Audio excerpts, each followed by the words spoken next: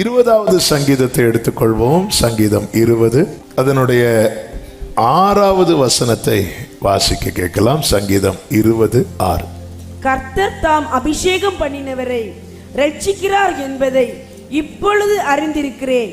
தமது வலதுகரம் செய்யும் ரட்சிப்பின் வல்லமைகளை காண்பித்து தமது பரிசுத்த வானத்தில் இருந்து அவருடைய ஜெபத்தை கேட்பார். ஹல்லேலூயா. இந்த நாள் பேசும்படி கடந்த நாளிலே ஆவியானவர் சிந்தையிலே கொண்டு வந்து தியானிக்க வைத்த வார்த்தை. இந்த 20வது சங்கீதத்தை பார்க்கும்போது யுத்தத்துக்கு போகிறதுக்கு முன்பதாக தாவீது பாடுகிற பாடல். எங்க ஒரு யுத்தத்துக்கு போறதுக்கு முன்னாடியும் ராஜாவான தாவீது யுத்தத்துக்கு போகிறதுக்கு முன்பதாக அந்த ராக தலைவனுக்கு இதை எழுதி கொடுத்து இதை பாடு, ஜனங்கள் எல்லாரும் பாடுவாங்க. யுத்தத்துக்கு முன் என்ன ஒரு அருமையான பாடல், என்ன ஒரு அருமையான சங்கீதம். நீ அதை ஃபுல்லா படிக்கும் போதே அது நம்மளால உணர முடியும். ஆபத்து காலத்தில் கர்த்தர் உமது ஜெபத்தை கேட்பாராக, அவர் பரிசுத்த ஸ்தலத்திலிருந்து ஒத்தாசை அனுப்பி ஆதரிப்பாராக. ஜனங்கள் எல்லாம் இதை பாடும்போது அதை கேட்கும்போது ஒரு பலன். ஹல்லேலூயா. கர்த்தர் ஆதரிப்பார், கர்த்தர் கேட்பார், கர்த்தர் மன விருப்பத்தின்படியெல்லாம் உமக்கு. யுத்தத்தில் என்ன மன விருப்பத்தின்படி போவாங்க? அப்படிதான் சும்மா அப்படி இருந்துட்டு நான் ஒன்று ஆசைப்படுவேன் எனக்கு தருவீங்களா, அப்படி கிடையாது. அந்த ஜெபம் கிடையாது. நான் ஒன்று கேட்டேன் எனக்கு செய்வீங்களா, அப்படி கிடையாது. யுத்தத்துக்கு போகிறதுக்கு முன்னாடி அவர் மன விருப்பத்தின்படி எல்லாம். இப்போ பிள்ளைங்கள்லாம் எக்ஸாம் எழுத போகிறாங்கல்ல, பிள்ளைங்களுக்கெல்லாம் என்ன விருப்பம் இருக்கும்? கொரோனாவா? அது அந்த பேச்சு முடிஞ்சு, அதை விட்டுரும். பிள்ளைகளுக்கெல்லாம் என்ன, பிள்ளைகளுடைய விருப்பம் என்ன? ஏதாவது ஒன்று சொல்லுங்க. பெற்றோருடைய விருப்பம் என்ன? ஆண்டவரே என் பிள்ளை எல்லா பாடத்துக்கும் ஃபெயில் ஆயிரும், அப்படியா? இந்த விருப்பம். இப்போ வந்து தாவீது யுத்தத்துக்கு போறார். அவருடைய விருப்பம் என்னவா இருக்கணும்? தாவீது +2 எக்ஸாம் எழுத போறார். அவருக்கு விருப்பம் என்னவா இருக்கும்? தாவீதுனுடைய தேவனுடைய விருப்பம் என்னவா இருக்கும்? நிறைய மார்க் எடுத்து. ஹல்லேலூயா. தாவீது எதுக்கு 5 கல் எடுத்தார்? இந்த 5வது கல்லையாவது கோலியாத் அடிக்கணும். ஆனா கர்த்தருடைய விருப்பம் என்ன தெரியுமா? ஒரே கல்ல. அவர் உமது மன விருப்பத்தின்படி எல்லாம் தந்தரலை. நமக்கு மேல கீழெல்லாம் கட் பண்ணிட்டு இதை ஒன்னு எடுத்துட்டு, ஆண்டவரே எனக்கு இப்படி ஒரு விருப்பம் இருக்கு ஆண்டவரே, இது மட்டும் என் வாழ்க்கை துணையா வந்துட்டுனா, ஆண்டவர் அப்படியே சொல்லுவார் தூதர்கள்ட்ட, யார்த்தையோ கேட்டுட்டு இருக்கிறான். யுத்தத்துக்கு போகிறதற்கு முன்பதாக ஏறெடுக்கப்படுகிற ஜெபம். எனவேதான் எல்லா சத்துருக்களுக்கும் விலக்கி கர்த்தர் தாவீதை மீட்கும் போது தாவீது பாடின ஒரு சங்கீதம் உண்டு. எந்த சங்கீதம்? 18. அந்த 18வது சங்கீதம் 3வது வசனத்திலே தாவீது இப்படி சொல்லுகிறார், துதிக்கு பாத்திரராகிய கர்த்தரை நோக்கி கூப்பிடுவேன், அதனால் என் சத்துருக்களுக்கு நீங்களாகி ரட்சிக்கப்படுவேன். அதனால், எதனால்? கர்த்தரை நோக்கி கூப்பிட்டதுனாலே. ஹல்லேலூயா. கூப்பிட்டேன் பதில் வந்தது, குறைவெல்லாம் நிறைவானது. பாடுங்க. ஆமென். குறைவெல்லாம் நிறைவானது. ஆமென். பூரண சமாதானம், பூரண. ஹல்லேலூயா. புவிதனில் தருபவரே இந்த. ஹல்லேலூயா. அபிஷேகம் பண்ணினவரை. என்ன ஒரு நிச்சயமான வார்த்தை. கர்த்தர் தாம் அபிஷேகம் பண்ணினவரை ரட்சிக்கிறார் என்பதை இப்பொழுது அறிந்திருக்கிறேன். 9வது வசனத்தை பாருங்கள். கர்த்தாவே ரட்சியும். ஆமே, யூசுவலா ரட்சிப்பு நடந்ததுக்கு அப்புறம் தான் இந்த சங்கீதத்தை பாடி இருக்கணும். சங்கீதத்தை பாடலாம், ஆனா இந்த வார்த்தையை தாவீது அதுக்கு அப்புறம் தான் சொல்லி இருக்கணும். எதுக்கு அப்புறம் சொல்லி இருக்கணும்? ஒரு காரியம் நடந்ததுக்கு அப்புறம். ஆனா ஜெபிக்கும் போதே சொல்றாரு, எனக்கு ஒண்ணு தெரியும். என்ன தெரியும் தெரியுமா? கர்த்தர் தாம் அபிஷேகம் பண்ணினவரை ரட்சிக்கிறார் என்பதை இப்பொழுது. யுத்தம் ஃப்ரெண்ட்ல இருக்கு, யுத்த சேனை ஃப்ரெண்ட்ல இருக்கிறாங்க, சத்துருக்கள் ரெடியா இருக்கிறாங்க. அவனை எப்பொழுது வீழ்த்தலாம், அவன் எப்படி விழுங்கலாம், அவன் எப்பொழுது சாவான், அவன் பேர் எப்பொழுது அழியும் என்று எதிர்பார்த்து காத்திருக்கும் போது இங்கே கர்த்தரை நோக்கி ஜெபிக்கிற தாவீது யுத்தத்துல எந்த நம்பிக்கையில போகிறான் தெரியுமா? அவனுக்கு ஒன்று தெரியும். என்ன தெரியும்? என் கூட 600 அல்ல 6000 பேர் இருந்தாலும் அவர்களால் அல்ல எனக்கு ரட்சிப்பு. ஆட்டு தொழுவத்திலிருந்து என்னை தேடி என்னை தெரிந்தெடுத்து என் தலையை எண்ணெயால் அபிஷேகம் பண்ணி என் பாத்திரத்தை நிரம்பி வழிய செய்கிற என் தேவனாலே எனக்கு ரட்சிப்பு உண்டு. கர்த்தர் தாம் அபிஷேகம் பண்ணினவரை ரட்சிக்கிறார் என்பதை இப்பொழுது அறிந்திருக்கிறேன். கர்த்தரால் அபிஷேகம் பண்ணப்பட்டவன் யார் என்றால் கர்த்தருடைய ஆவியை உடையவன், ஆவியானவருக்கு கீழ் இருக்கிறவன். அபிஷேகம் என்பது கர்த்தர் கொடுக்கிறது. தேவன் அழைத்து அபிஷேகிக்கிறார், கர்த்தருடைய ஆவியுடையவன். நமக்கு தெரியும் தாவீது அபிஷேகம் பண்ணப்பட்ட போது, கொஞ்சம் ஸ்பீடா போறேன் ஏன்னா செய்திக்குள்ள போறதுக்கு 1/2 மணிக்கு ஆகும் நினைக்கிறேன். இந்த காரியத்தை கொஞ்சம் தெளிவுபடுத்திட்டு போக விரும்புகிறதுனால, தாவீதை தேவன் அபிஷேகம் பண்ணும்போது 1 ராஜாக்கள் 16வது அதிகாரத்தை நீங்கள் கவனித்தீர்கள் என்றால் தெரியும். அதனுடைய 13வது வசனத்திலே, அப்பொழுது சாமுவேல் தைலக்கொம்பை எடுத்து அவனை அவன் சகோதரர் நடுவிலே அபிஷேகம் பண்ணினார். அந்நாள் முதற்கொண்டு கர்த்தருடைய ஆவியானவர் தாவீதின் மேல் வந்து இறங்கி இருந்தார் என்று 1 சாமுவேல் 16:13 சொல்லப்பட்டிருக்கிறது. எப்பொழுது அவன் மேல அபிஷேகம் வைக்கப்பட்டிருந்ததோ அந்த வார்த்தை கவனித்தீர்கள். கர்த்தருடைய ஆவியானவர் தாவீதின் மேல் வந்து இறங்கி இருந்தார். வந்து இறங்கி இருந்தார். அவ தன்னோடு கூட கர்த்தர் இருக்கிறார் என்ற நிச்சயம் எது கொடுக்குது தெரியுமா? இந்த அபிஷேகம் கொடுக்கிறது. அபிஷேகம் பண்ணப்பட்டவனுக்கு என்ன நிச்சயம் இருக்கிறது? கர்த்தர் இருக்கிறார். எனவேதான் 23வது சங்கீதத்தில் என்ன தாவீது பாடுகிறான்? நான் மரண இருளின் பள்ளத்தாக்கில் நடந்தாலும் பொல்லாப்புக்கு பயப்படேன், காரணம் தேவரீரனோடு கூட இருக்கிறீர். உமது கோலும் உமது தடியும் என்னை தேற்றும். என் சத்துருக்களுக்கு முன்பாக நீர் எனக்கு ஒரு பந்தியை ஆயத்தப்படுத்தி என்னையா. ஒரு ஆடை மேய்ப்பர்கள் நடத்தும் போது இந்த புல்வெளியில எல்லாம் அந்த சில பாம்பு எல்லாம் இருக்குமா.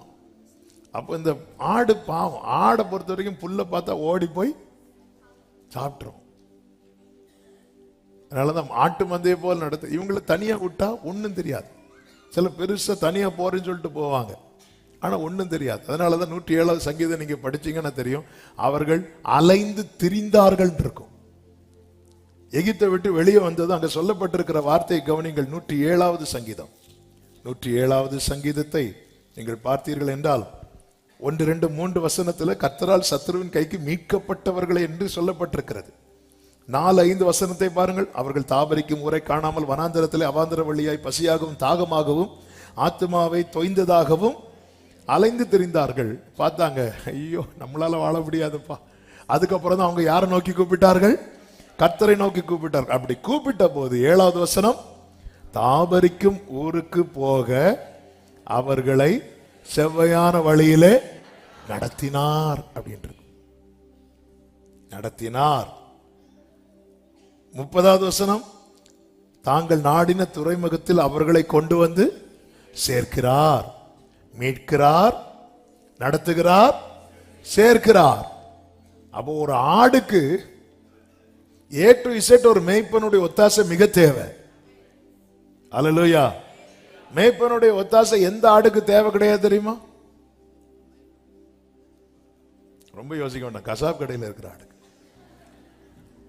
அங்க மேய்ப்பன் தேவை கிடையாது,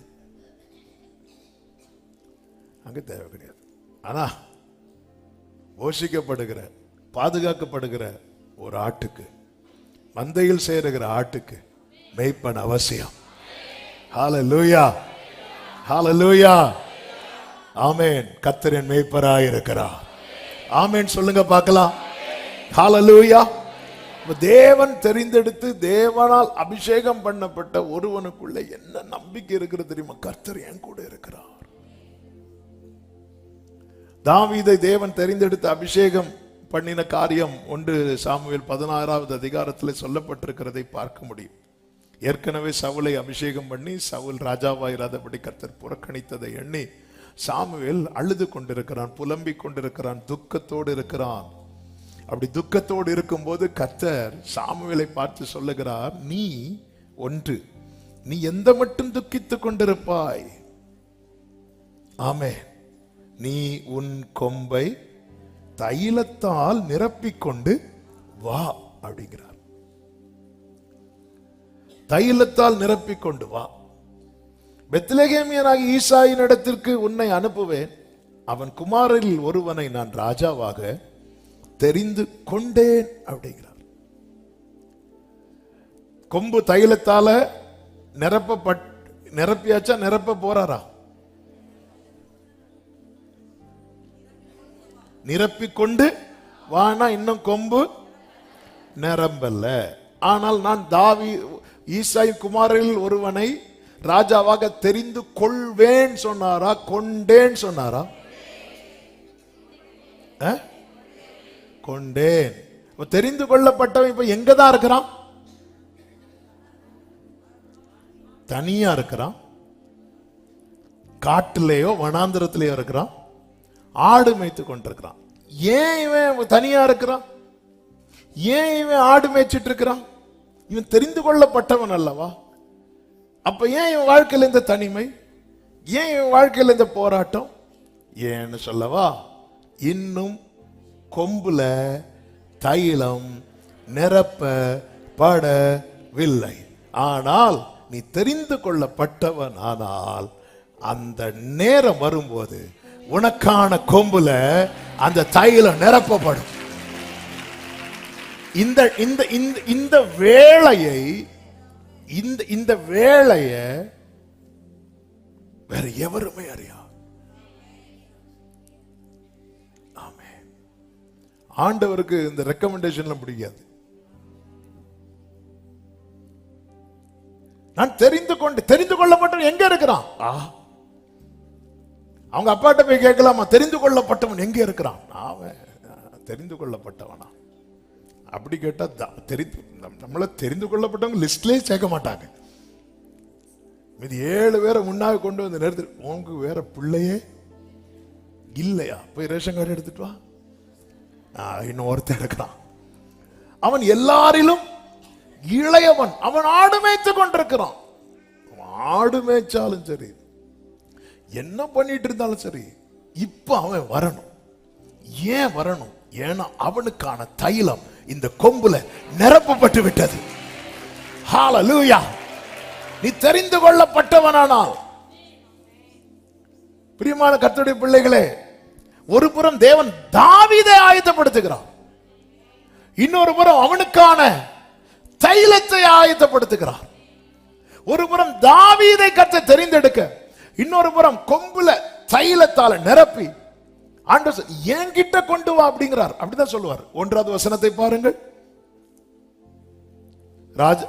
நீ உன் கொம்பை தைலத்தால் நிரப்பிக்கொண்டு போன்னு சொன்னாரா, வான்னு சொன்னாரா?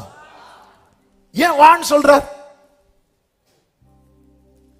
நன்மையான எந்த ஈவும் பரத்திலிருந்து உண்டாகி, அடுத்த வார்த்தை, சோதிகளின் பிதாவினிடத்திலிருந்து இறங்கி வருகிறது. தெரிந்து கொள்ளப்பட்டவனுக்கான நன்மை வேறு எங்க இருந்தும் வராது.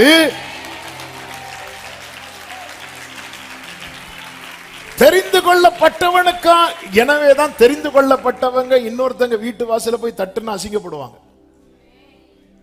ஏழாமேன்னு வருது. ஆமே.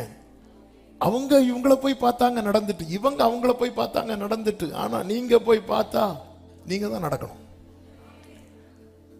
தெரிந்து கொள்ள, அதனாலதான் தெரிந்து கொள்ள. அவங்களே வந்து சொல்லுவாங்க, நாங்க எத்தனையோ பேருக்கு இது ட்ரை பண்ணி கொடுத்து நடந்துட்டு, உங்களுக்கு மட்டும். ஆமென்.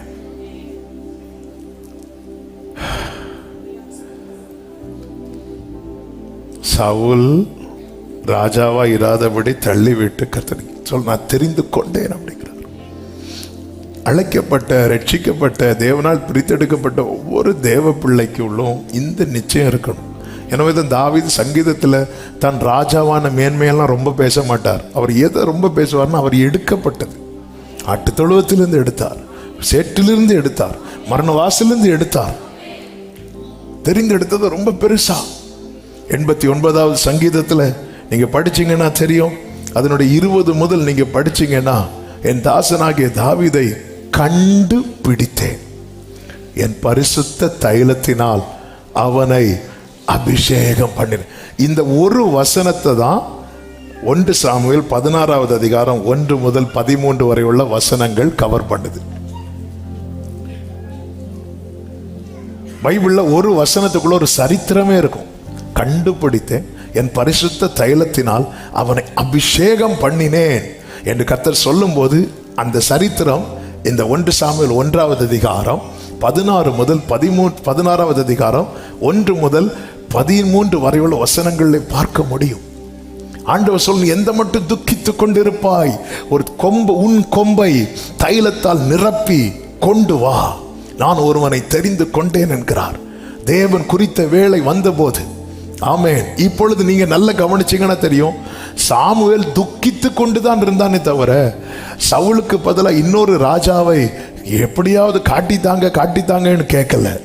அவர் ஃபீல் பண்ணிட்டு இருக்கிறார், நடந்தது நினைச்சு ஃபீல் பண்ணிட்டு இருக்கிறார். ஆண்டவர் நடக்க போறதுக்காக ரெடி ஆயிட்டு இருக்கிறார். ஹல்லேலூயா, ஹல்லேலூயா. ஒரு தேவ பிள்ளை இப்படிதான் இருக்கணும். நடந்ததை நினைச்சு ஃபீல் பண்ணுவோம், ஆனா அப்படி அதோட விட்டுறக்கூடாது. மோசே இல்லைன்னு சொல்லிட்டு 30 நாள் யோசுவா துக்கம் கொண்டாடினான். ஆனால் அதை 300ஆக மாற்ற கர்த்தர் விடவில்லை. கர்த்தர் சொன்னார், யோசுவாவே நீ ஆயத்தப்படு, நான் எல்லாவற்றையும் உன் கையில் ஒப்பு கொடுத்தேன் அப்படிங்கிறார். ஆமென் சொல்லுங்க பார்க்கலாம்.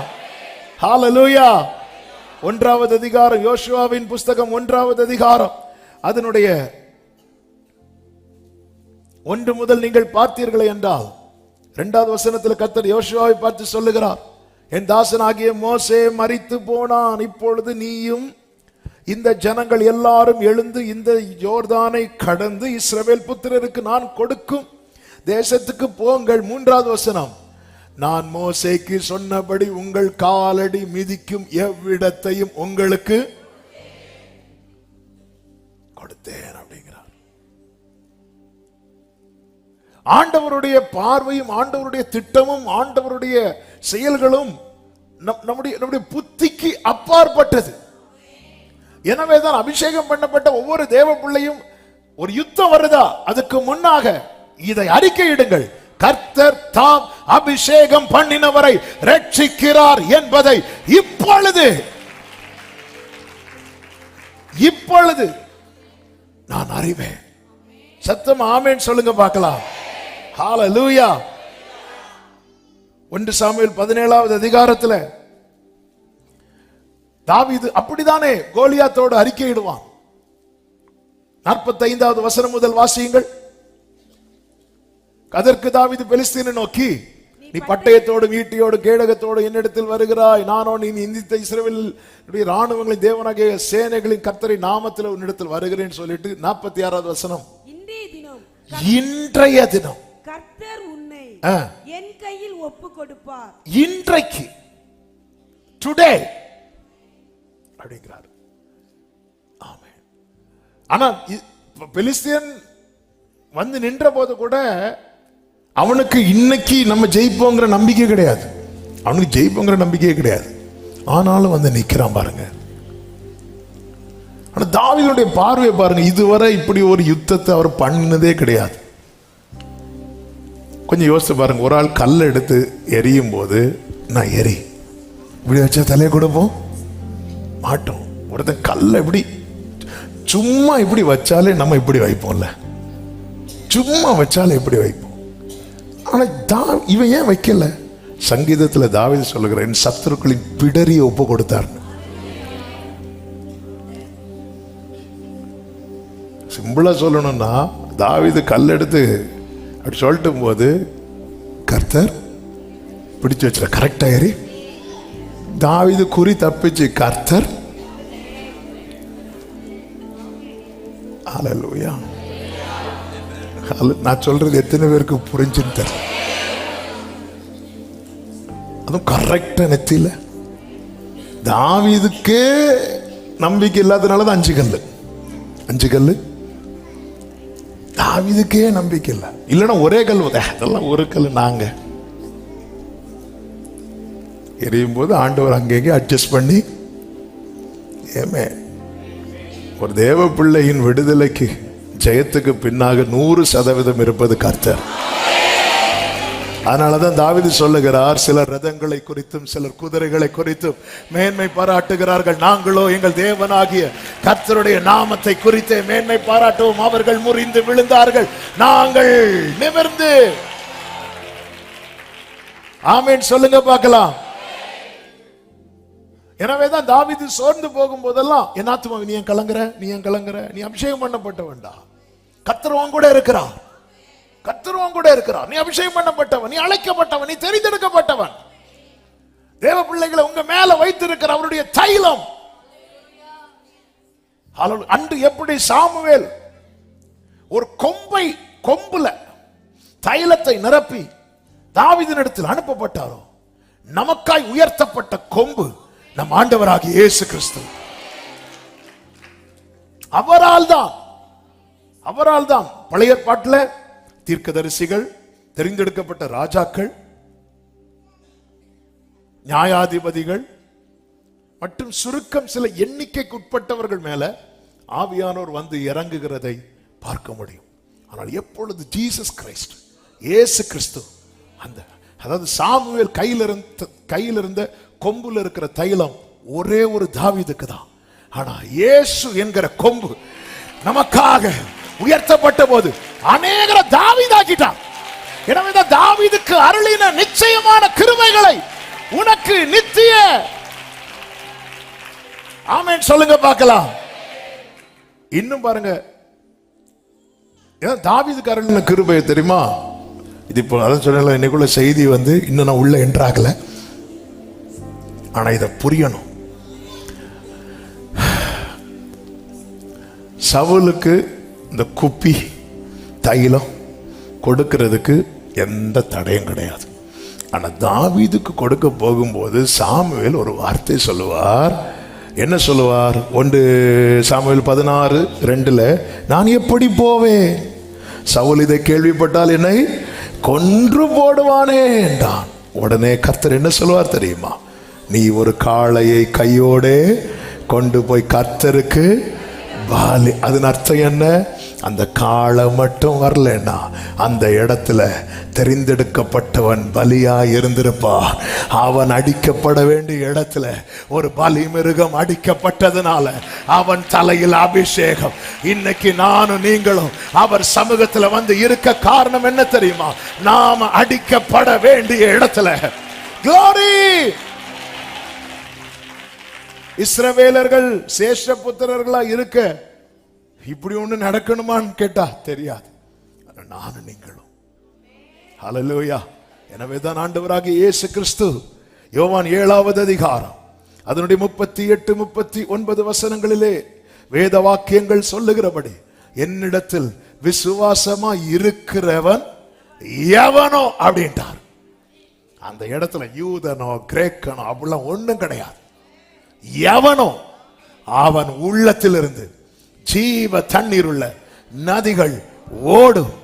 தம்மை விசுவாசிக்கிறவர்கள் அடைய போகிற ஆவியை குறித்து இப்படி சொன்னார். இயேசு இன்னும் மகிமைப்படாதிருந்தபடியினால் பரிசுத்த ஆவி இன்னும் அருளப்படவில்லை. யோவான் 12:23 இயேசு சொன்னார், மனுஷகுமாரன் மகிமைப்படும்படியான வேளை வந்தது. 27 சொல்லுகிறார், இப்பொழுது என் ஆத்துமா கலங்குகிறது, நான் என்ன சொல்லுவேன்?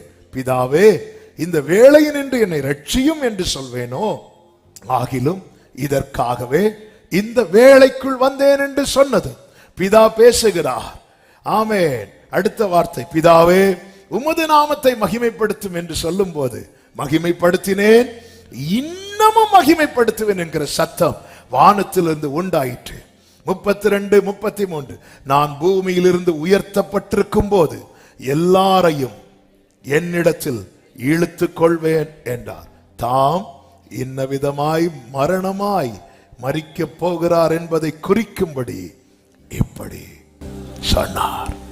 என்ன அவர் மகிமைப்படுகிறது? அவருடைய மரணம். அவர் மகிமைப்பட்ட பிறகுதான் அந்த பரிசுத்த ஆவி நம் எல்லாருக்குமே சம்பூர்ணமாய் தந்தருளப்பட்டார். பிதா கொடுக்கிற நல்ல ஈவு. எனவேதான் தாகம் உள்ளவன் மேல் தண்ணீரை, ஆமே, வறண்ட நிலத்தின் மேல் ஆறுகளை ஊற்றுவேன். உன் சந்ததியின் மேல் என் ஆவியை, சந்தானத்தின் மேல் என் ஆவியும் ஆசீர்வாதம். என்ன வித்தியாசம்? ரெண்டும் ஒண்ணுதான். அது அந்த தீர்க்கதரிசிகள் பயன்படுத்துகிற பதம். ஆவி வேற, ஆசீர்வாதம். அந்த ஆவி எங்க இருக்கிறதோ, அவருடைய அபிஷேக தைலம் யார் மேல் ஊற்றப்படுகிறதோ அவர்கள் ஆசீர்வாதமாய் இருப்பார்கள். காரணம், நதியோர நாட்டப்பட்ட விருட்சமாய் மாதந்தோறும் புது கனிகளை கொடுத்து கொண்டே இருப்பார்கள். அவர்கள் மற்றவர்களுக்கு ஆரோக்கியமாய் இருப்பார்கள். ஆமென் சொல்லுங்க பார்க்கலாம். பெந்தேகோஸ்தே நாளிலே 120 பேர் மேலேயும் அப்படியே வந்து இறங்கினார். மோசே நாட்களிலே மோசைக்குள் இருந்த அந்த அபிஷேகம் 70 பேர் மேல் பகரப்பட்டது போல, அதிலும் மேன்மை. அதெல்லாம் ஒரு நிழல் பெந்தேகோஸ்தே நாளிலே. அதன் பிறகு அந்த 120ஓடு முடிந்ததா? எனவேதான் அவர்கள் வெவ்வேறு பாஷைகளில் பேச தொடங்கினார்கள். அப்போஸ்தலர் 2வது அதிகாரம் 1, 2, 3 வசனங்களை பார்க்க முடியும். பேச தொடங்கினார்கள், எங்கேயுமே முடித்தார்கள் என்று பைபிள்ல இல்லை. அதன் அர்த்தம் என்ன? இன்னைக்கு ஆவியானவர் பின்மாறியை ஊற்றி கொண்டுதான் இருக்கிறார். சில சொல்லுவாங்க அதெல்லாம் முடிஞ்சு போச்சு. அவங்களுக்கு முடிஞ்சு போச்சார். பைபிள்ல இருக்குதா? அதெல்லாம் ஒளிந்து போன்னு என்ன சொல்லப்பட்டிருக்கிறது? நிறைவானது வரும்போது. இங்க நம்ம ஆங்கிலம் பேசினா அது அந்நிய பாஷை. அமெரிக்காவில் போய் ஆங்கிலம் பேசினா அங்க போயிட்டு என்ன அந்நிய பாஷை பேசுறான். அமெரிக்காக்காரன் இங்க வந்து தமிழ் பேசினா அது நிறைவுன்னு, அங்கே குளோரி, மகிமையை குறித்து சொல்லப்பட்டிருக்கிறது. அங்க போனதுக்கு அப்புறம் நம்ம பேசுற பாஷையெல்லாம் என்ன பாஷை தெரியுமா? நாங்க போனா இல்ல, நீங்க இருக்கிற பார்த்தா சொந்த பாஷை. அது அந்நிய பாஷை மற்றவர்களுக்கு, நமக்கு அது சொந்த பாஷை. இவன் அந்நிய பாஷை பேசுறான், சொந்த பாஷை பேசிட்டு இருக்கிறேன். ஹல்லேலூயா, ஆமென். கர்த்தர் நல்லவர். தேவன் ஒருவரை அழைத்து அபிஷேகித்து, அதனாலதான் இந்த பரிசுத்த ஆவியை பெற்றுக்கொள்ளுங்கள். அதாவது ஆவியானவர் கூட இல்லையா? கூட தான் இருக்கிறார். எங்க போறார்? ஒருத்தர் ரட்சிப்புக்கு நேரம் நடத்தப்படுறாங்கனாலே ஆவியானவர் அவங்க மேல அசைவாடுறார் அர்த்தம். ஆனா தொட்டு அபிஷேகிக்கிற அனுபவம் இருக்குல்ல, அதற்காக நம்ம காத்திருக்கணும். இயேசு கிறிஸ்து ஆவியானவர் வந்து மரியாள் மேல இறங்கினதுனாலதான் இயேசுவே மரியாள் வயிற்றுல வார்த்தை என்ன ஆகிறது? மாம்சமாகிறது. ஆவியானுடைய கிரியை இல்லாம எதுவுமே நடக்காது. நம்ம வாழ்க்கையில ரட்சிப்பு என்கிற ஒரு ஒளி வருதுனாலே ஆவியானவர் அசைவாடுறார் அர்த்தம். நீங்க பைபிள் திறந்தாலே ஆவியானவர் அசைவாட ஆரம்பிச்சிருவார். அவர் நம்மை வந்து தொட்டு நிரப்புறார்ல, வந்து இறங்கி இருந்தார். இயேசு கிறிஸ்து 30வது வயசுல அதை பார்க்க முடியும். ஆவியானவர் புறாவை போல் வந்து இறங்கி இருந்தார். அப்படி ஒரு தொடுதல். அதுக்குதான் அப்போஸ்தலர் நடபடிகள் 2வது அதிகாரத்துல 37 முதல் படிக்கும் போது பேதுரு சொல்றார், இதை அவர்கள் கேட்ட பொழுது இருதயத்தில் குத்துண்டவர்களாகி பேதுருவை மற்ற அப்போஸ்தலரையும் பார்த்து, சகோதரரே, நாங்கள் என்ன செய்ய வேண்டும் என்றார்கள். பேதுரு அவர்களை நோக்கி, நீங்கள் மனம் திரும்பி ஒவ்வொருவரும் பாவ மன்னிப்பு கண்டு இயேசு கிறிஸ்துவின் நாமத்தினாலே ஞானஸ்நானம் பெற்றுக்கொள்ளுங்கள். அப்பொழுது பரிசுத்தாவின் வரத்தை பெறுவீர்கள். வாக்குத்தத்தமானது உங்களுக்கும் உங்கள் பிள்ளைகளுக்கும் நம்முடைய தேவனாகிய கர்த்தர் வரவழைக்கும் தூரத்தில் உள்ள என்ன வாக்குத்தத்தம் மேல யோவேல் 2 உள்ளது சொல்லிட்டு வருவார். மேல நீங்க படிக்கும் போது யோவேல் 2வது அதிகாரம் உள்ளது பேசிட்டு வருவார். வாக்குத்தத்தமானது உங்களுக்கும், வாக்குத்தத்தம் என்ன? மாம்சமான யாவர் மேலும் என் ஆவியை ஊற்றுவேன். மாம்சமான யாவர் மேலும் சொல்லிவிட்டு சொல்லுவார். ஆமென்.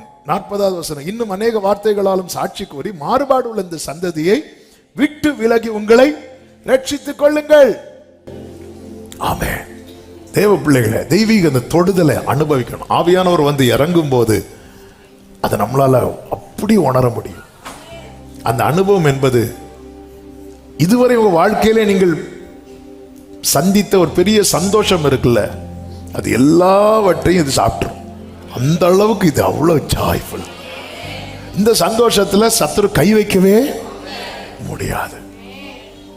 அழைத்திருக்கிறார், தெரிந்தெடுத்திருக்கிறார், கொம்பை கர்த்தர் நிரப்பிட்டு இருக்கிறார். நீங்க இதை புரிந்து கொள்ளணும். அந்த கொம்பு நிரம்பினதும் ஒரு புறம் நான் துருத்தியில என் கண்ணீரை நிரப்பிட்டு இருக்கிறேன், மறுபுறம் அவர் கொம்புல தைலத்தை, என் புலம்பலை ஆனந்த களிப்பாக. ஆமே.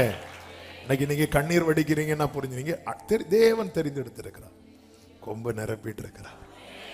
துருத்திய நிரப்புங்க, கொம்பு அவர் நிரப்புறார். துருத்தில் உள்ளதை அவர் எடுத்துப்பா. அவர் கொம்புல நிரப்புனத ஒரு டிராப் இன்னொருத்தங்க தலையில விழாது. அது உங்களுக்கே உரியது. அவர் தன் மேல் வைக்கப்பட்ட அபிஷேகம், தன்னை தேவன் அழைத்த காரியம், இது தாவீதுக்கு நிச்சயம் இருந்ததுனாலதான் யுத்தத்துக்கு போகிறதுக்கு முன்பதாக அவர் பாடுறார், கர்த்தர் தாம் அபிஷேகம் பண்ணினவரை ரட்சிக்கிறார் என்பதை இப்பொழுது அறிந்திருக்கிறேன். கர்த்தர் தரம் அபிஷேகம் பண்ணினவரை. நம்ம ஆண்டவரை வந்து ஒரு நெருக்கம் வரும்போது நமக்கு ஆண்டவருக்கும் சம்பந்தமே இல்லாதது போல நம்ம பேசி விடுகிறோம். ஆண்டவர் யாரோ நாம யாரோ மாதிரி. தாவீதை தெரிந்தெடுக்கப்படுவதற்காக 7 பேரை தள்ளி இருக்கிறார். உன் மேல இந்த அபிஷேகம் தைலம் வைப்பதற்காக ஒரு மிருகம் பலியிடப்பட்டிருக்கிறது. சவுலை சாமுவேல் இருக்கிற இடத்துக்கு வரவழைத்தார். ஆனா சாமுவேலை தாவீது இருக்கிற இடத்துக்கு கொண்டு வருகிறார். இதுக்கு பின்னாக எவ்வளவு ரிஸ்க் எடுத்து, எவ்வளவு கிரயம். சாமுவேலையும், அதாவது ஈசாயை விட்டா தாவீது தெரிந்தெடுத்திருக்க மாட்டான். சாமுவேலை விட்டிருந்தாலும் எலியாவை பார்த்ததும் சாமுவேல் என்ன சொல்றாரு? 1 சாமுவேல் 16வது அதிகாரம் 6வது வசனம், அவர்கள் வந்தபோது அவன் எலியாவை பார்த்த உடனே, கர்த்தரால் அபிஷேகம் பண்ணப்படுபவன் இவன் தானாக்கும் அப்படிங்கிறான். Surely the Lord's anointed is before him அப்படிங்கிறார். ஷுவர், கண்டிப்பா இவன் தான் அடிச்சு சொல்றார். சாமுவேல் யாரு? தீர்க்கதரிசினா சாதாரண தீர்க்கதரிசி கிடையாது. சாமுவேல் தீர்க்கதரிசி தான் என்று தான் முதல் பெயர் சபம். ஏன்னா சாமுவேலுக்கு கர்த்தர் சொன்ன வார்த்தையில் ஒன்று கூட தரையிலே விழவில்லை. என்ன கேட்டா சொல்லுவேன், சாமுவேலுடைய தரையில விழுந்த ஒரே வார்த்தைன்னு இதான். அல்லேலூயா. ஏன்னா இது யாருடைய வார்த்தை? சாமுவேலுடைய வார்த்தை. ஆமென். கர்த்தர் நம்மை கொண்டு பேசுவார். இடையில நாமளும் பேசுவோம். நம்ம பேசுறதெல்லாம் எங்க விழும் தெரியுமா? தரையில விழும். உடனே ஆண்டவரே நீங்க சொல்லிதான் நான் பேசுனேன். ஆண்டவர் உன் மனசாட்சியை தொட்டு சொல்லி நான் சொன்னா.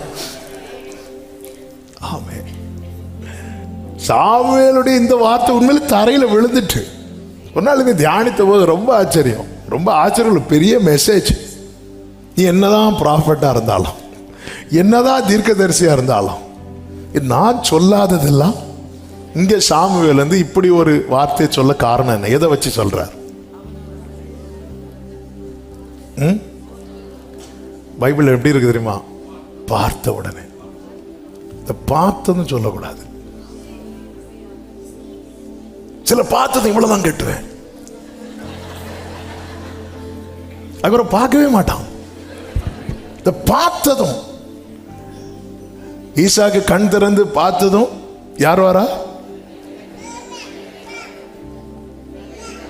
ஆளை மாத்தாதீங்க, ரெபேக்காள் வராங்க. உடனே வண்டி எடுத்துட்டு ஓடி தூக்கி போட்டு இல்ல, விசாரிக்கிறார். ஃபர்ஸ்டே சாமுவேல் என்ன பண்ணிருக்கணும் தெரியுமா? ஏன்னா சாமுவேலுக்கு அவசரம். சாமுவேலுக்கு பிரச்சனை அது வேற பிரச்சனை. என்ன பிரச்சனை? சவுல் பிரச்சனை. வந்ததும் இதை ஊத்திட்டு ஒரே ஓட்டமா இரு சாமுவேலே. ஆண்டவர் சொல்ற, இவன் தான் ஆக்கும் சொன்னதும் கர்த்தர் சாமுவேலை நோக்கி, நீ இவனையும் சரீரத்தையும் முகத்தையும் பார்க்காதே, நான் இவனை. ஆமென். எனக்கு இந்த வேர்டு வந்து கொஞ்சம் கஷ்டமாச்சு. ஆண்டவரே, எலியாவா கேட்டான், கிளம்பி வர வச்சு ஃப்ரெண்டில் கொண்டு வந்து நிறுத்தி, நீ கிடையாது போ, அவன் பாட்டுக்கு இருந்தான். அந்த இடத்துல தான் ஆண்டவருடைய வைராக்கியம். என்ன வைராக்கியம் தெரியுமா? தாவீதை பார்க்க வேண்டிய இடத்துல அவர் வேற யாரையும் பார்க்க,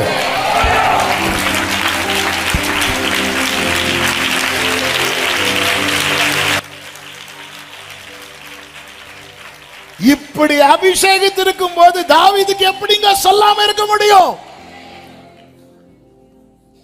ஹல்லேலூயா. ஆண்டவர் உங்களை விட மற்ற எல்லாரையும் கம்பேர் பண்ணும்போது சவுல் ராணுவத்துக்கு ஆளை தெரிந்தெடுக்கிறது யாரு? 1 சாமுவேல் 14வது அதிகாரம் 52வது வசனத்தில் என்ன சொல்லப்பட்டிருக்கிறது? சவுல் இருந்த நாளெல்லாம் பெலிஸ்தியரின் மேல் கடினமான யுத்தம் நடந்தது. சவுல் ஒரு பராக்கிரமசாலியாகிலும் ஒரு பலசாலியாகிலும் காணும் போது அவர்கள் எல்லாரையும் தன்னிடமாய், அவர் ராணுவத்துக்கு ஆளை செலக்ட் பண்றது யாரு? எப்படி செலக்ட் பண்றாரு? ஒன்று, அவன் பராக்கிரமசாலியா இருக்கணும், எல்லாத்தையும் செய்யலாம் அப்படிங்கிற ஒரு நிலையில இருக்கணும். ரெண்டாவது, அவன் எப்படி இருக்கணும்? பலசாலியா இருக்கணும். இப்படிப்பட்டவங்க தான் சவுலின் ராணுவத்தில் இருக்கிறாங்க. அப்ப கேட்கலாம், அப்ப ஏன் கோலியாத்தை பார்த்ததை ஓடினாங்க? ஏன் கோலியாத்தை பார்த்ததை ஓடினாங்கன்னு அவங்க கையில என்ன இல்லை? பட்டயம் கிடையாது. அது பெலிஸ்தியருடைய தந்திரம். பட்டையெல்லாம் ஆக்கிரணும். என் வாழ்க்கையில் ஜெபம் இருக்கக்கூடாது, விசுவாசம் இருக்கக்கூடாது. ஆனா பயங்கர பராக்கிரமசாலியா இருப்போம். நாங்கள் 25 வருஷம் கிறிஸ்தவர்கள், பயங்கர பராக்கிரமசாலி. நாங்களும் 4 தலைமுறைக்கு நாங்களும் வந்து நின்னா தெரியும்ல, தெரியும். அதனாலதான் ஆண்டவர் வராமலே இருக்கிறார். அப்படி கேட்க தோணும் சில நேரத்தில். பராக்கிரமசாலியாவது பலசாலி, ஆனா கையில் என்ன கிடையாது? ஒரு வசனம் தெரியாது. ஆனா கிளம்பி வந்துரு சர்ச்சில். ஆண்டவர் என்ன சொன்னார்? ஆண்டவர் ஏதாவது சொல்லியிருப்பார். ஒரு பட்டயம் கிடையாது, ஒண்ணும் கிடையாது. அப்ப சவுல் இந்த ஈசாயின் குமாரர்ல தெரிந்தெடுக்கும் போது தாவீதை ரிஜெக்ட் பண்ணிட்டாரு. அந்த தேசத்து ராஜாவால ரிஜெக்ட் பண்ணப்பட்டவன் தான் யாரு தெரியுமா? தாவீது.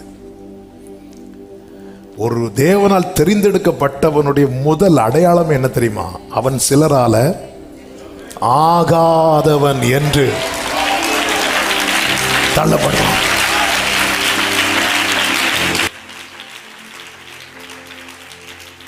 ஆகாதவன் என்று தள்ளிடாமல்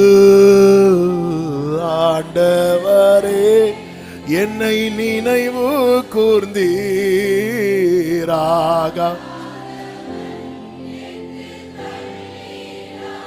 க்ளோரி ஆண்டவரே,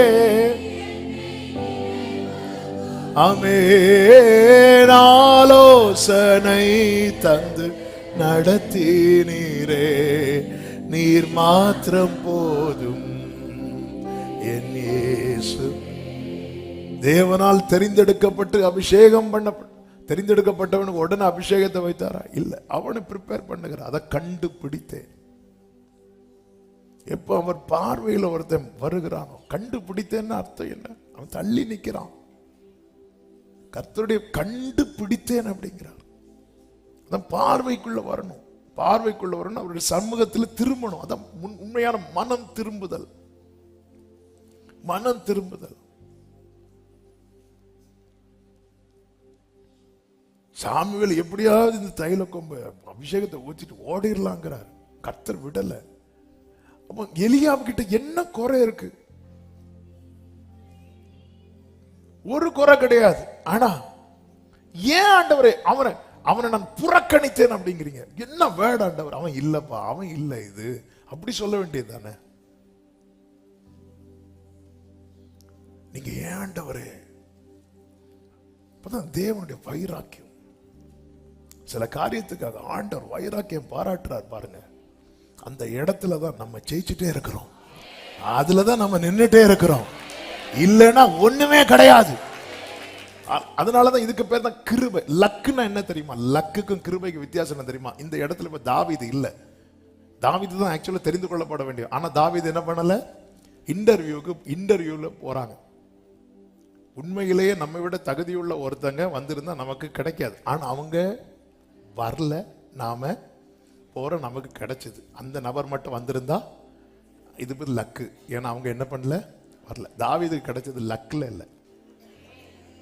மீதி எல்லாரும் யுத்தத்துக்கு போகும்போது எப்படி இதுக்கு அடுத்த அதிகாரத்துல வந்திருக்கலாம்ல. அடுத்த அதிகாரத்துல இவங்க எல்லாம் எங்க போயிட்டாங்க? யுத்தத்துக்கு போயிட்டாங்க. அப்போ வேற யார் மட்டும் தான் இருந்திருப்பா? தாவீது மட்டும் தான் இருந்திருப்பா. அடுத்த அதிகாரத்துல வர வைக்கலாம்ல. இல்ல, கர்த்தர் காண்பித்து கொடுக்கிறார். காண்பித்து கொடுக்கிறார். நீ இருக்க வேண்டிய ஸ்தானத்துல 10 பேர் 100 பேர் சில நேரத்தில் வந்து இருப்பாங்க. கர்த்தர் காண்பித்து கொடுப்பார். இத்தனை பேர் நடுவுல தான் நான் உன்னை தெரிந்தெடுத்தேன்.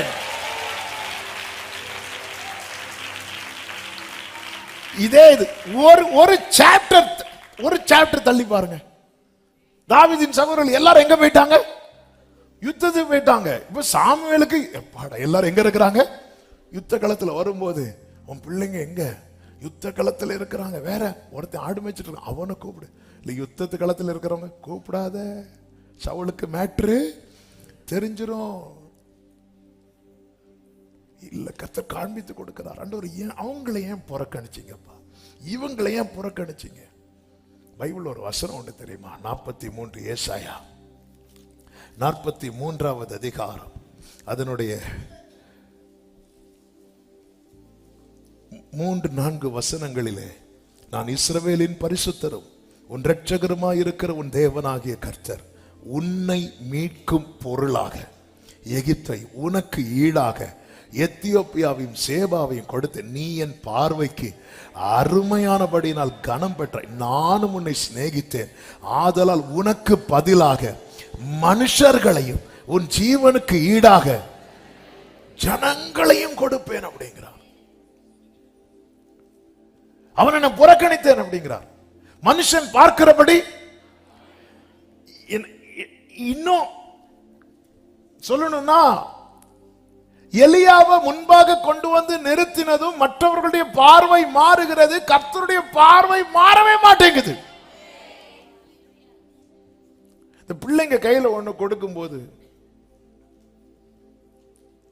என்னோட சின்ன பொண்ணு அவ கையில ஏதாவது வாங்கிட்டாலும் தர மாட்டா, பிடிச்சு வச்சிருப்பா. அவ கையில இருந்து வாங்குறதுக்கு இன்னொன்னு அப்படி கொடுக்கறதும் இதை விட்டுட்டு உண்மையில இந்த இடத்துல அட்லீஸ்ட் சும்மா பார்க்கவாவது பண்ணுங்க ஆண்டவரே. அட்லீஸ்ட் ஒரு 2 பயோடேட்டா கூட பாருங்க. நான் பார்க்க மாட்டேங்கிறாரு. எலியாவை கொண்டு வந்து நிறுத்துற, நான் பார்க்க மாட்டேன். சாமுவேல் பார்த்த உடனே, ஆண்டவர் இது எப்படி? நான் பார்க்க மாட்டேன், நான் பார்க்கவே மாட்டேங்கிறார். என்ன வைராக்கியம்! இதான் நேச வைராக்கியம். இதான் தாவீது இருக்கிற இடத்துல இனி ஒருத்தனை தேவனால் தெரிந்தெடுக்கப்பட்டு அழைக்கப்பட்டு அபிஷேகம் பண்ணப்பட்ட ஒவ்வொருவருக்கும் இந்த வார்த்தை ஆவியானவர் தீர்க்க தரிசனமாய் சொல்லிக் கொண்டிருக்கிறார். வேற ஆள் இல்லாம உன்னை தெரிந்தெடுக்கல. அழைக்கல.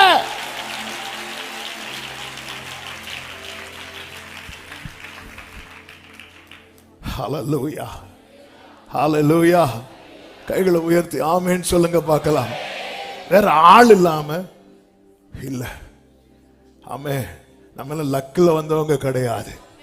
ஹல்லேலூயா. நம்ம எல்லாம் சர்ச்சுக்கு மலைக்கு ஒதுங்கினவங்க கிடையாது. ஹல்லேலூயா. அன்பின் கயிற்றால கட்டி இழுத்து வரப்பட்டவர்கள். நல்ல கையை தட்டி ஆமே. கர்த்தர் தாம் அபிஷேகம் பண்ணினவனை ரட்சிக்கிறார் என்பதை இப்பொழுது அறிந்திருக்கிறேன். ஆமென் சொல்லுங்க பார்க்கலாம். ஹல்லேலூயா. எனவே தாவீதுக்கு அந்த நிச்சயம் இருக்கிறது. உம்மாலே நான் ஒரு சேனைக்குள் பாய்வேன், கர்த்தரனை ரட்சிப்பார். துதிக்கு பாத்திரராகிய கர்த்தரை நோக்கி கூப்பிடுவேன். என்ன துதிக்கு பாத்திரராகிய கர்த்தரை நோக்கி கூப்பிடுவேன் அர்த்தம்? நான் துதிச்சுட்டே இருப்பேன். துதிச்சுட்டே இருக்கும்போது எனக்கு இன்ஃபர்மேஷன் வருது, யுத்தம் வந்துட்டு. ஆண்டவரே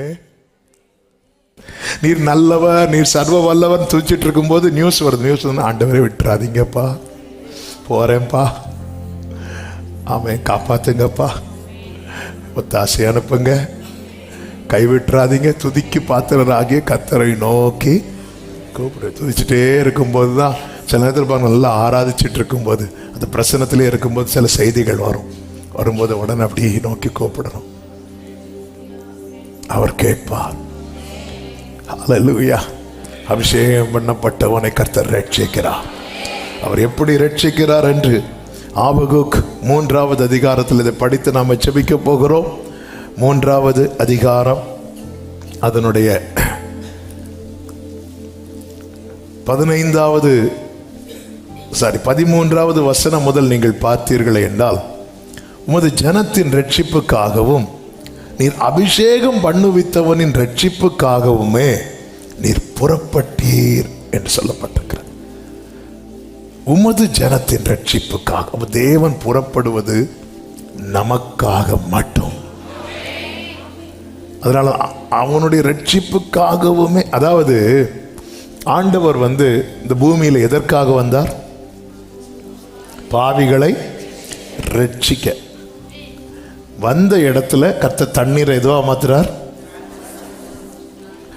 கர்த்தர் தண்ணீரை திராட்சை ரசமா மாற்றவா வந்தார்? இல்ல, தம்முடைய ரத்தத்தை ரசமாக்க வந்தார். ஆமே, அதுதான். அதுக்கு இயேசு வந்ததே அதுக்கு தான். தம்முடைய ரத்தத்தை, இதோ இது உங்களுக்காக சிந்தப்படுகிற என்னுடைய ரத்தமாக இருக்கிறது. தம்முடைய ரத்தத்தை ரசமாக்க வந்தார். தம்முடைய ஜீவனை அப்பமாக்க வந்தார். அவர் அப்பத்தை பெருக பண்ணி கொடுக்கிறார். இதெல்லாம் இதுக்காக அவர் வரல, ஆனா அதுக்காக வரல, ஆனா அதெல்லாம் செய்தாரு. எதுக்காக வரலையோ அதே செய்வார்னா, எதுக்காக வந்தாரோ அதை செய்யாம இருப்பாரா? உமது ஜனத்தின் ரட்சிப்புக்காகவும் நீர் அபிஷேகம் பண்ணுவித்தவனின் ரட்சிப்புக்காகவுமே நீர் புறப்பட்டீர். கர்த்தர் எழுந்தருளுவார், கர்த்தர் புறப்படுவார். ஆமென் சொல்லுங்க பார்க்கலாம். கழுத்தளவாய் அஸ்திபாரத்தை திறப்பாக்கி துஷ்டனுடைய வீட்டிலிருந்த தலைவனை வெட்டினீர். 15வது வசனம், திரளான தண்ணீர் குவியலாகிய சமுத்திரத்துக்குள் உமது குதிரைகளோட நடந்து போனீர். இஸ்ரவேலருக்கு என்ன கிடையாது? எகிப்திலிருந்து வரும்போது குதிரைகள் கிடையாது, ரதங்கள் கிடையாது. ஆனா ஆபகுக்க வச்சு எழுதுறாரு, உள்ள அவங்க சும்மா போகல, அவர் தமது குதிரைகளோட, ஆமென், அவர் நடந்து போறார். அதனாலதான் ஆண்டவர் சொன்னார், என் சமூகம் உனக்கு. ஆண்டவர் புறப்பட்டதை உன்னை ரட்சிப்பதற்காக. இந்த வெளிச்சம் இருந்ததுனால ஒவ்வொரு யுத்தத்துக்கு முன்னாடி பல பிரச்சனைகளை நாம் சந்தித்து தாண்டி வந்திருக்கிறோம். சில பிரச்சனையில இருந்து கொண்டு இருக்கிறோம், சில பிரச்சனைகளை சந்திக்க போகிறோம். நம்முடைய வாழ்க்கை என்பதே சாயங்காலம் விடியற்காலம் ஆகி ஒரு நாள் ஆகும். தேவன் அதை நல்லது என்று கண்டார். மாலையிலே அழுகை, காலையிலே களைப்பு. இதுதாங்க லைஃப், இதுதான் லைஃப். நம்ம சிலருக்கு லைஃபை பார்த்து என்ன வாழ்க்கை நினைக்கிறோம்ல, அவங்க அந்தரங்க நமக்கு தெரியாததுனால நிறைய அழுகை இருக்கும், நிறைய அழுறவங்க. சில பாருங்க, சில காரியத்துக்கு அழமாட்டாங்க. அப்போ நமக்கு தோணும் இவங்களுக்கெல்லாம் ஒரு ஃபீலிங்ஸும் இல்லைன்னு. ஆனால் ஏன் அழமாட்டாங்கன்னு அவங்க நிறைய வாழ்க்கையில் அழுது அழுது அழுது அழுது அழுது அழுது அழுது அழுது. இப்போ இந்த ஃபர்ஸ்ட் பெஞ்சில் இருக்கிறவங்க ஹோம்ஒர்க் செய்யலைன்னா பதறுவாங்க. லாஸ்ட் பெஞ்சில் இருக்கிறவங்க பாருங்க, சே தெரியாம செஞ்சுட்டு வந்துட்டேனே, அப்படிதான் ஃபீல் பண்ணுவாங்க. ஐயோ இன்னைக்கு சின்ன பிள்ளைங்க இன்னைக்கு வந்து ஐயோ சார் வந்து அடிப்பாரு. ஃபர்ஸ்ட் பெஞ்சில் இருக்கவங்க எப்படிப்பாங்க, லாஸ்ட் பெஞ்சில் இருக்கவங்க அப்படிப்பாங்க. ஏன்னா அவங்களுக்கு பழகிடுச்சு. கரெக்ட், பழகிடுச்சு. இங்க நிறைய லாஸ்ட் பெஞ்ச் இருக்கிறீங்க.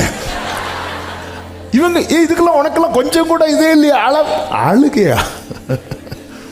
எத்தனை கூட அழுதுருப்போம் தெரியுமா? ஆமென், ஹல்லேலூயா, ஆமென். தேவ பிள்ளைகள் புரிந்து கொள்ள வேண்டும். பிரச்சனை, போராட்டங்கள், நெருக்கங்கள் வரும்போது இந்த ஒரு வார்த்தையை சொல்ல வைக்கிறதுக்காக தான் ஆவியானவர் இவ்வளவு பேசினார். நீ எங்க இருந்த, இன்னைக்கு நீ எங்க இருக்கிற? நான் எங்கேயோ இருந்தேன், இன்னைக்கு நான் அப்ப பாதத்தில் இருக்கிறேன். அப்போ நீ தைரியமா சொல்லு, கர்த்தர் தாம் அபிஷேகம் பண்ணினவனை ரட்சிக்கிறார் என்பதை இப்பொழுது அறிந்திருக்கிறேன்.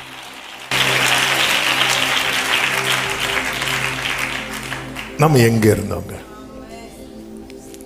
ஆண்டவர்கிட்ட மட்டும் வராம இருந்திருந்தா. கடந்த நாள்ல ஒரு சகோதரர் என்னை வந்து சந்திக்கும் போது சொன்னார், உண்மையில நான் வந்து வார்த்தையை மட்டும் கேட்கலன்னா நான் இன்னைக்கு ஒருவேளை ஒரு கொலைகாரனா கூட மாறி இருப்பேன், யாரோ மாறி இருப்பேன். எப்படி தற்செயலா வந்தோம் நினைக்கிறீங்க? ஆண்டவர் சொன்னார், நான் அவனை தெரிந்து கொண்டேன். இது தாவீதுக்கே தெரியாது, யாருக்கும் தெரியாது. முன்னமே கண்டார். நீ ஒதுக்கப்பட்டது அவருக்கு தெரியும், நீ ஏமாற்றப்பட்டது அவருக்கு தெரியும், நீ கைவிடப்பட்டது அவருக்கு தெரியும், நீ தள்ளப்பட்டது அவருக்கு தெரியும். ஹல்லேலூயா. ஒரு புறம் உன் கண்ணீரால் துருத்தி நிறைய, இன்னொரு புறம் உனக்கான நன்மையால் கொம்பு நிறைகிறது. சந்திக்கும் நாள் வருகிறது, சந்திக்கும் நாள் வருகிறது, சந்திக்கும் நாள் வருகிறது. சிலரோடு பரிசுத்த ஆவியானவர் இந்த பகல் வேளையில தீர்க்க தரிசனமாய் உன் கண்ணீரால் துருத்தி நிறையும் போது அந்த தைலத்தால் கொம்பு நிறையும். உன் கண்ணீர் அவர் பாதத்தில் ஊற்றப்படும். அந்த கொம்பு உன் தலையிலே, அந்த தைலம் உன் தலையில ஊற்றப்படும். ஆமென், ஹல்லேலூயா. எல்லாரும் வலது கரத்தை உயர்த்தி இந்த வார்த்தை அறிக்கை பண்ணி சொல்லிருக்கு. என் கண்ணீர் அவர் பாதத்தை நினைக்கும், அவர் தைலம் என் தலையை நினைக்கும். என் கண்ணீர் அவர் பாதத்தை நினைக்கும், அவர் தைலம் என் தலையை நினைக்கும்.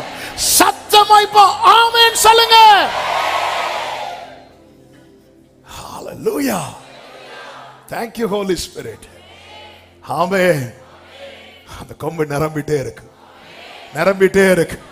அதுக்கு இடையில எத்தனை சிங்கம் வந்தாலும் நீ தான் ஜெயிப்ப, எத்தனை கரடி வந்தாலும் நீ தான் ஜெயிப்ப, எத்தனை கோலியாத் வந்தாலும் நீ தான் ஜெயிப்ப. கர்த்தர் தாம் அபிஷேகம் பண்ணினவனை ரட்சிக்கிறார் என்பதை ஊடாராமா கராமா சந்தாராமா ரீமாமா ஷேகாலாமா நிரப்புகிறார். இப்பொழுது இன்றைக்கு அறிந்திருக்கிறேன். ஷேகாமா காலாரா ரீமாமா தனாரா ஊடாராபா லாமா தனரே ரீமாமா கரோ ஷேரே. ஓ அபிஷேகம் பெற்றவங்க அந்நிய பாஷையில வாய்களை திறந்து துதியுங்கள். துதிக்கு பாத்திரரை நோக்கி கூப்பிடுங்கள். நீங்கள் என்னை தெரிந்து கொள்ளவில்லை, நான் உங்களை தெரிந்து கொண்டேன் என்று சொல்லுகிறான். ஏரா மாமா ஷேகாலா பாபா தாரா ஹண்டனரே. ஹல்லேலூயா, ஹல்லேலூயா. பல பிரச்சனைகள் நடுவில் ஒரு சின்ன கேப்ல வந்து உட்கார்ந்து இருக்கிற சில உள்ளங்கள் உண்டு. நீங்க போகும்போதே சொல்லிட்டு போங்க, கர்த்தர் தாம் அபிஷேகம் பண்ணினவனை ரட்சிக்கிறார் என்பதை இப்பொழுது அறிந்திருக்கிறேன், இப்பொழுது அறிந்திருக்கிறேன். ஆமென், ஆமென். உங்களுக்கு அது சாட்சியா நிறுத்துவார், சாட்சியா நிறுத்துவார். அந்த வசனத்தை ஒரு விசை கூட வாசித்து நாம ஜெபிக்கலாம். சங்கீதம் 20:6. கர்த்தர் தாம் அபிஷேகம். எல்லாரும் சேர்ந்து சத்தமா வாசிக்கலாம். எடுக்கிறவங்க பைபிள் பாருங்க, எடுக்காதவங்க ஸ்கிரீனை பாருங்க. சத்தமா இப்ப எல்லாரும் ஆன்லைன்ல பாக்குற அன்பு உள்ளவங்க எல்லாரும் சேர்ந்து வாய்களை திறந்து சத்தமாய் ஆமென். வாசிக்க போகிறோம். வாசிக்கலாமா? கர்த்தர் தாம் அபிஷேகம் பண்ணினவரை ரட்சிக்கிறார் என்பதை இப்பொழுது அறிந்திருக்கிறேன். தமது வலது கரம் செய்யும் ரட்சிப்பின் வல்லமைகளை காண்பித்து தமது பரிசுத்த வானத்திலிருந்து அவருடைய விண்ணப்பத்துக்கு பதில் அருளுவார். எப்படி ரட்சிப்பாரா? விண்ணப்பத்தை கேட்டு வல்லமையை காண்பிப்பார். வல்லமை தான் அவருடைய வலது கை செய்யும் ரட்சிப்பின் வல்லமைகளை. அப்ப எப்படி ரட்சிப்பார்? அது அவருடைய கை செய்யும். கர்த்தருக்கு சித்தமானால் இந்த செய்தி நான் சொன்னேன் அல்லவா, இன்னும் நான் செய்திக்குள்ளேயே போகல. கர்த்தருக்கு சித்தம்னா கர்த்தர் அனுமதிக்கிற ஒரு நாள்ல இதே செய்தி 2ஆம் பகுதி தொடரும். இப்ப நம்ம ஜெபிக்கலாம். அறிக்கை பண்ணிட்டு போங்க. என் கண்ணீர் அவர் பாதத்தில் விழுந்தது போல அவர் தைலம் என் தலையில விழும். காரணம் நான் அவரை அல்ல, அவர் என்னை தெரிந்தெடுத்திருக்கிறார். சத்தமாமேன்னு சொல்லுங்க பார்க்கலாம். எல்லாரும் எழுந்து நிற்கலாமா? எல்லாரும் எழுந்து நிற்கலாமா? ஹalleluya ஹalleluya ஹalleluya. கர்த்தர் விடுவிப்பார். ஆமென். அவர் கிருபை அந்த துதிக்கு பாத்திரதை நாம் புகழ போகிறோம். ஹalleluya. அவர் நல்லவர், அவர் வல்லவர், அவர் கிருபை, அவர் நல்லவர். ஓ அவர் கிருபை என்றும் உள்ளது, தேவ கிருபை என்றும் உள்ளது. அவர் கிருபை, அவரை போற்றி ஹல்லேலூயா என்றார் பரிப்போம். அவரை போற்றி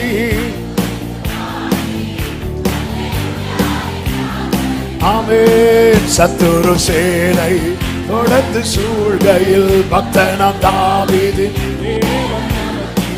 சத்துரு சேனை உடனமா சத்தனலமாமா கரே முன் சென்றாரே, முன் சென்றாரே.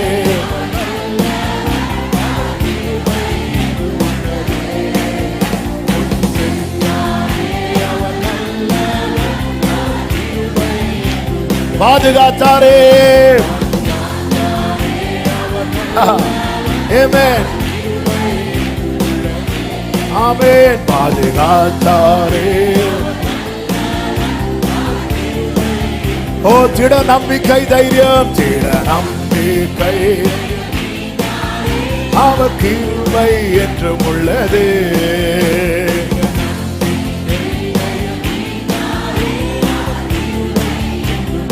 ஆமென். கிருபை என்றும் உள்ளது, அவர் கிருபை.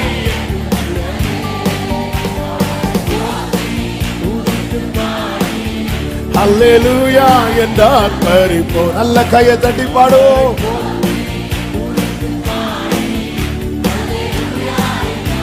சொல்லுமா? எரிதியில் வீணாலும், எரிதியில் வீணாலும் അവിടെ ഞാനേകനല്ല. ആമേൻ. വീഴുന്നത് തീയിലല്ല, വീഴുന്നത് തീയിലല്ല, എന്റെ യേശുവിൻ കരങ്ങളിലാ.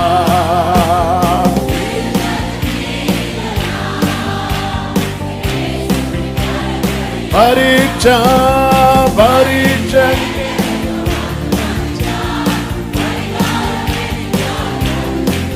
ആമേൻ. ഓരലമമ ശേഖമമറിയാതനരേ. ആമേൻ. എന്തിനെന്ന് ചോദിക്കില്ല ഞാൻ, എന്റെ നന്മയ്ക്കായി അറിയുന്നു ഞാൻ.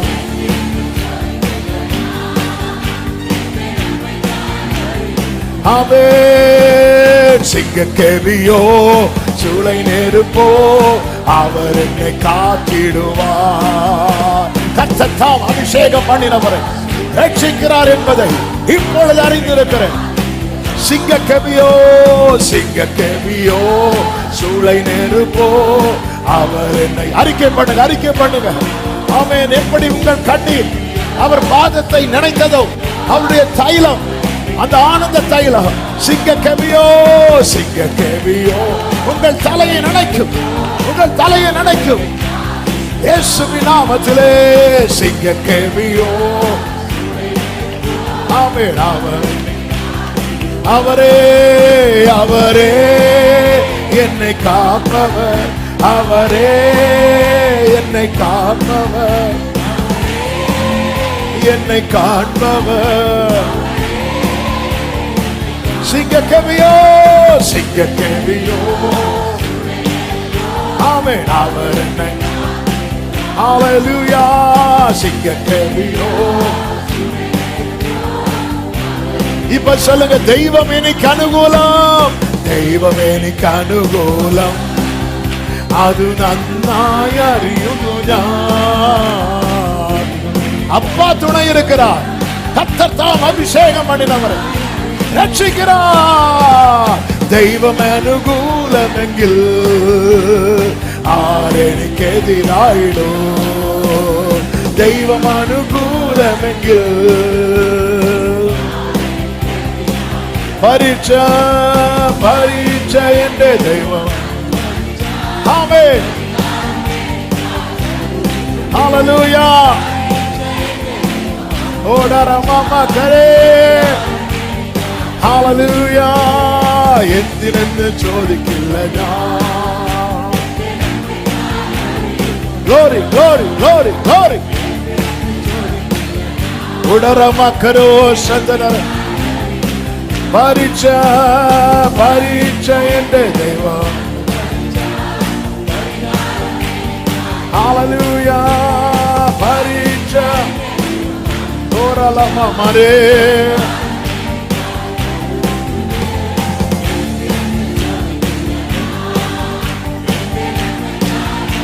ஹல்லேலூயா.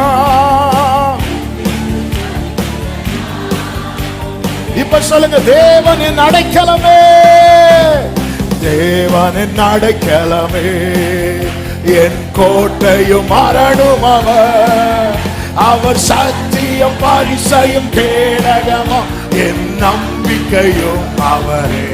சொல்லுவோம், அவர் சத்தியம் பரிசையும். அவர் சட்டையின் கீழ், அவர் சட்டையின் கீழ் அடைக்கலம் புகவே தம் சிறகுகளால் மூடுவார். அவர் சட்டையின் கீழ். தேவன் உன் அடைக்கலமே, தேவன் உன் அடைக்கலம். ஒரு பொல்லாப்பு உன்னை சேருமோ, ஒரு வாதையும் உன் கூடாரத்தையே அணுகாமலை காத்திடுவார். ஒரு வாதையும் உன் கூடாரத்தையே அணுகாமலை காத்திடுவார். அவர் சட்டைக்கு கர்த்தர் தாம் அபிஷேகம் பண்ணினவரை ரட்சிக்கிறார் என்பதை இப்பொழுது அறிந்திருக்கிறேன், இப்பொழுது அறிந்திருக்கிறேன். ஆமென். ஆபத்திலும் அவரை நான், ஆபத்திலும் அவரை நான் நோக்கி கூப்பி துதிக்கு மாத்திரதாகிய கர்த்தரை நோக்கி கூப்பிடுவேன். அதனால் என் சத்துருக்களுக்கு நீங்களாகி ரட்சிக்கப்படுவேன். காரணம் அவர் என் ஆத்தும நேசர். ஓ ஜீசஸ். ஆத்தும நேசரவர், அவர் சேட்டைக்கு அடைக்கலம் புகவே தம் சிறகுகளால் மூடுவார். அவர் சேட்டைக்கு தம் சிறகுகளால், அவர் சட்டை கீழ், அவர் சேட்டை.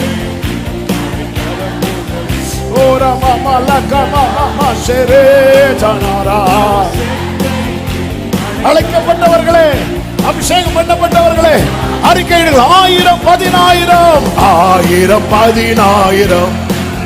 பேர்கள் உன் பக்கம் விழுந்தாலும் அது ஒரு காலத்தும் உன்னை அணுகிடாது. உன் தேவனும் தாவரமே, அது ஒரு காலத்தும் உன்னை அணுகிடாது. உன் தேவனும் அவர் சட்டையின் கீழ், அவர் சட்டையின் கீழ் சிறகுகளால் மூடுவார். அவர் சேட்டையின் கீழ். எப்ராயிமே, உன்னை நான் எப்படி கைவிடுவேன், உன்னை நான் எப்படி விட்டுக் கொடுப்பேன். சேட்டையின் கீழ் அடை. ஓரா மாமா ஷேரே. ஜீசஸ். அவர் சேட்டையின் கீழ். Glory, glory. அவன் சட்டையின் கீழ் அடைக்கலம் புகவே. சட்டையின் கீழ் அடைக்கலமாய் வந்த உனக்கு அவராலே நிறைவான பலன், நிறைவான பலன், நிறைவான பலன், நிறைவான பலன், நிறைவான பலன். Jesus, Jesus, Jesus. Oda ramakara vasakara. Glory, glory, glory.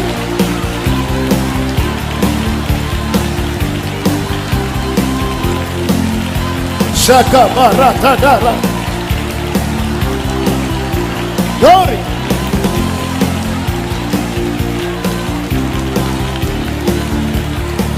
Jesus. நிறைவான பலன், நிறைவான பலன். ஆமென், ஆமென், ஆமென். Hallelujah, hallelujah. Thank you, Holy Spirit. நன்றி ஆவியானவரே, நன்றி ஆவியானவரே, நன்றி ஆவியானவரே. கோரபாமாகரா.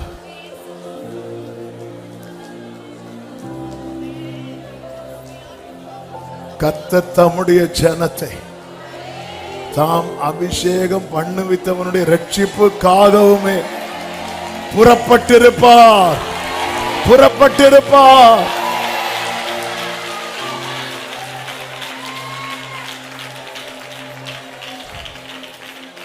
ஆண்டவரே, இதெல்லாம் நான் எப்படி ஃபேஸ் பண்ண போறேன்னு தெரியாம தான் இங்க வந்திருக்கிறேன். கர்த்தர் ரட்சிப்பா. போன வாரம் கர்த்தர் இதுதானே பேசினார். நான் யூதா வம்சத்தாருக்கு இரக்கம் பண்ணுவேன், வில்லினாலும் பட்டயத்தினாலும் எல்லாம் கிடையாது, அவன் தேவனாகிய கர்த்தராலே.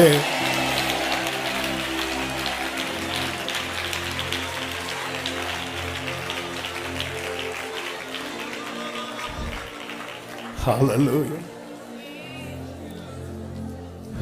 கர்த்தர் தாம் அபிஷேகம் பண்ணினார்.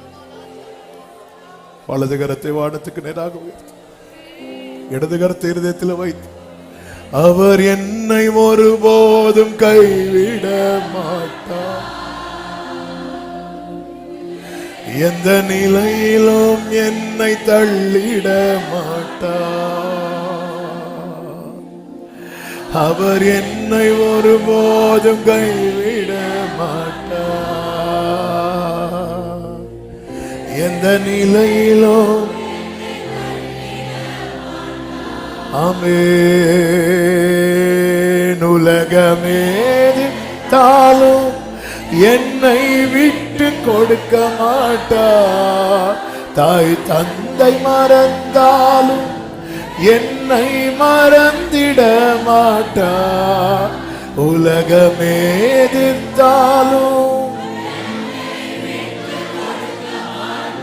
ஆமென்.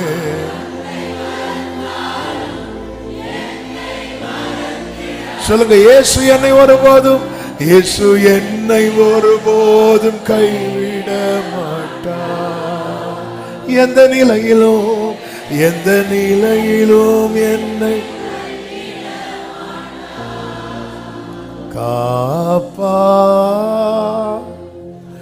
உன்னை காப்பா, காத்தவர் காப்பா, இன்றும் இனியும் காத்திடுவார், கலங்காதே மனமே.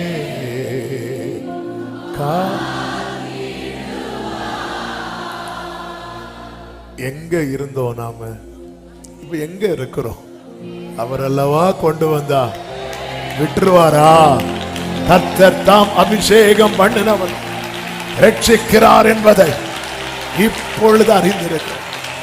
ஹல்லேலூயா, ஹல்லேலூயா. பரிசுத்த பிதாவே, நல்ல தகப்பனே, நன்றியோடு உம்மை துதிக்கிறோம், ஸ்தோத்தரிக்கிறோம். கிருபையாய் உங்க சமூகத்தில் எங்களை அழைத்து கொண்டு வந்து பாட, துதிக்க, ஆராதிக்க, ஜெபிக்க நீ பாராட்டின எல்லா கிருபைகளுக்காக ஸ்தோத்திரம் ஆண்டவரே.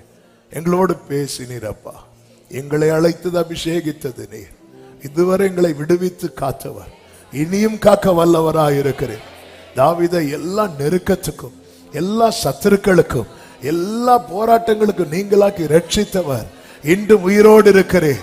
எங்களையும் ரட்சித்தீர், ரட்சிக்கிறீர், ரட்சிப்பீர். இந்த நம்பிக்கையில் ஒவ்வொருவரும் முன் செல்ல, ஜெயத்தை காண கர்த்தர் அனுக்கிரகம் செய்தருளும். ஆசீர்வதியும். ஒவ்வொருவரையும் கர்த்தர் அறிவீர். ஆண்டவர் இவர்களை இப்படியே அனுப்பிவிட்டா எங்க வழியில சொந்து போவாங்கன்னு சொல்லி அந்த ஜனங்களை திருப்தியாக்கி அனுப்புனது போல இன்று உங்களுடைய பிள்ளைகளோடு பேசியிருக்கிறீங்கிற நம்பிக்கையில இந்த பிள்ளைகளை வாழ்த்தி ஆசீர்வதித்து அனுப்புகிறோம். கிருபை கூடவே இருக்கட்டும். என்னென்ன காரியத்துக்கு குறித்து ஃபேஸ் பண்ண பயந்து இருக்கிறார்களோ அதுல இருந்து எல்லாம் நம்முடைய பிள்ளைகளை விடுவித்து சாட்சி எல்லாரும் சொல்லணும்ப்பா. கர்த்தருடைய நாமத்தை குறித்து மேன்மை பாராட்டுறவங்க முறியாம நிமிர்ந்து நிக்கிறாங்கன்னு அப்படி அவர்கள் சாட்சியாய் மாறுவதாக ஆண்டவர் ஆசீர்வதியும். சமாதானத்தோடு அனுப்பி சாட்சியாய் கொண்டு வரும். எல்லாம் மகிமை, கனம், துதி, ஸ்தோத்திரம் அனைத்தும் ஒருவருக்கு மாத்திரம் செலுத்துகிறோம். இரட்சகர் இயேசுவின் நாமத்தில் பிதாவே, ஆமென். சேர்ந்து சத்தமாய் சொல்லுவோம். என் ஆத்துமாவே கர்த்தரை ஸ்தோத்திரி, முழு உளமே அவருடைய பரிசு நாமத்தை ஸ்தோத்திரி. என் ஆத்துமாவே கர்த்தரை ஸ்தோத்திரி, கர்த்தர் செய்த சகல உபகாரங்களை மறவாதே. ஆமென். நம்முடைய கர்த்தராகிய இயேசு கிறிஸ்துவின் கிருபையும், பிதாவாகிய தேவனுடைய அன்பும், பரிசுத்த ஆவியானவருடைய ஐக்கியமும் சிநேகமும் பாதுகாவலும் நம் அனைவரோடும்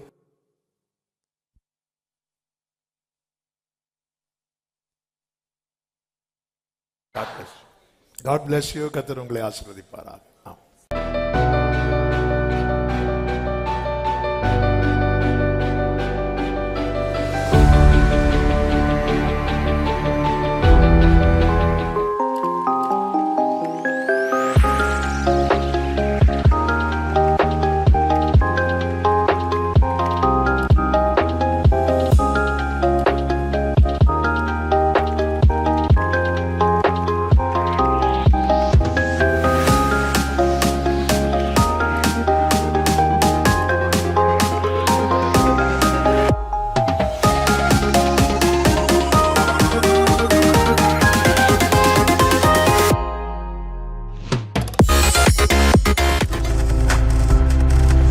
நீங்கள் பார்த்துக் கொண்டிருப்பது உங்கள் ஜாய் டிவி. உங்கள் துக்கம் சந்தோஷமாய் மாறும்.